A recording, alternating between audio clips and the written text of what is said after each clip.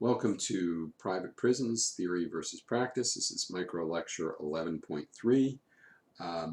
This lecture will be, I think, I was a little worried about this lecture. I thought I was a little biased against private prisons in here. So I'd like to warn you, you probably should go out and find alternative sources.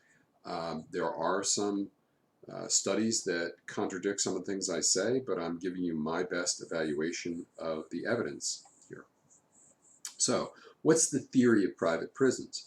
Well, prisons are expensive to operate. Now, costs vary because you can talk about, are we talking about minimum security prisons, maximum, super maxims, medium security prisons? There's a number of different ways. But it's a fair number to say the typical costs, boy, that's been qualified, are about $20,000 per inmate per year. So the theory is that private prisons should be cheaper, that private prisons can save money. They can pay their guards, because you wouldn't necessarily call them correction officers, less money. They can provide less services to inmates and staff, and arguably they can be more efficient. That is the theory of a private prison being cheaper. Statistically, about 18% of federal and about 7% of state prisoners are in private prisons.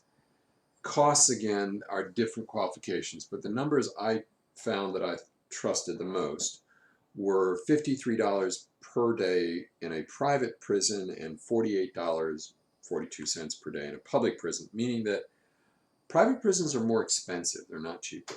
So who are the vast majority of people detained? Because it's obviously federal, they're immigrants. People who have violated immigration law.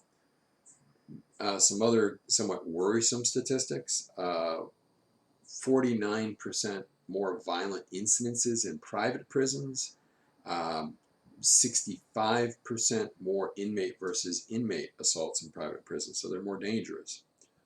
The major corporations that run these are the GEO and CCA, which I'll be referring to in a little bit more detail in the next slide. Their total earnings, and this is just what they earn, not their profit, in 2016 was about $4 billion. And typical profits in the industries run about 15%.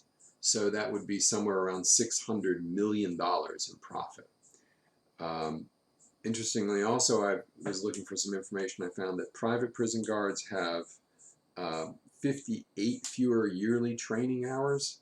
So they're less trained, and they have a turnover rate of 3 times what the state turnover rate is.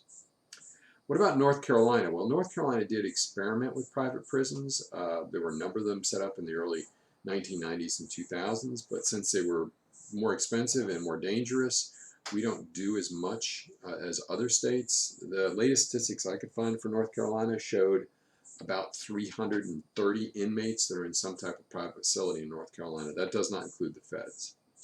Those states that really are still invested in this are Texas, New Mexico, Montana, Tennessee, Oklahoma, and a surprise for me when I was doing this research, Hawaii.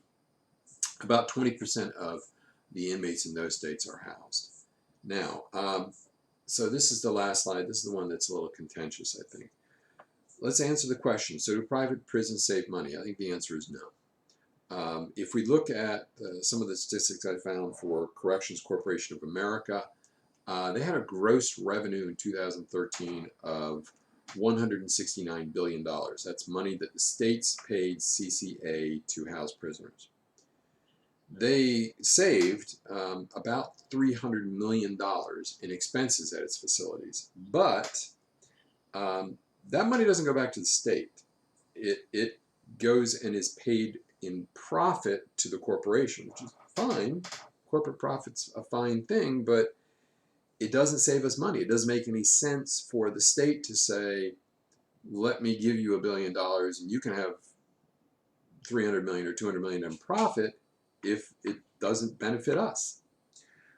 Even worse, some of the statistics are pretty bad. Private companies are allowed to use inmates for labor, but the state must pay the wages of those inmates. So if CCA is cutting costs, this is how it makes its profit, by, say, running the prison laundry, Okay, the state of Hawaii, one of the examples I found, paid $600,000 for inmates that worked in the private prisons, and CCA kept that money. So the only studies I found that tended to show private prisons were at least marginally more cost efficient were private studies which had some problems. Either individuals worked for or were associated with the private prison industry, or the studies were funded by private industry that had CCA. So it was very difficult to find a study, I thought, that was objective enough to say that no, private prisons made sense. Now, again, it can be difficult to compare rates and savings, but overall savings here are very minimal. Private prisons are more dangerous then. They're more expensive. They just don't seem to be worth it. All right, we'll end it there.